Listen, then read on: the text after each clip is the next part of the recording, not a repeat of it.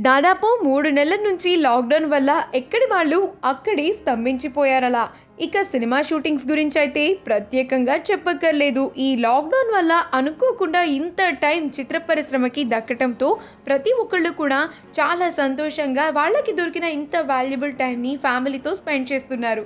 ఇక మన హాస్య బ్రహ్మానందం గారు కూడా ఫ్యామిలీతో చాలా ఆనందంగా సమయాన్ని గడుపుతున్నారు. అయితే చెప్పాలంటే గత కొంతకాలంగా ఫిల్మ్స్‌కి ఈయన దూరంగా ఉంటున్నారు. 'రంగమార్తాండ' అనే మూవీతో మళ్ళీ కృష్ణవంశీ దర్శకత్వంలో మన ముందుకి రాబోతున్నారు. ఇక ఆ మూవీ షూటింగ్‌లో కూడా ఈయన పాల్గొన్నారు. కానీ లాక్‌డౌన్ కారణంగా ఆ షూటింగ్ కాస్త ఆగింది. ఈ టైంలో మనవళ్ళతో ఇంకా ప్రతి ఒక్కరితో కూడా హ్యాపీగా స్పెండ్ చేస్తూ, పుస్తకాలను చదువుతూ, ఆయనకు ఎంతో ఇష్టమైన డ్రాయింగ్ టాలెంట్‌ని కూడా బయటపెట్టేశారు.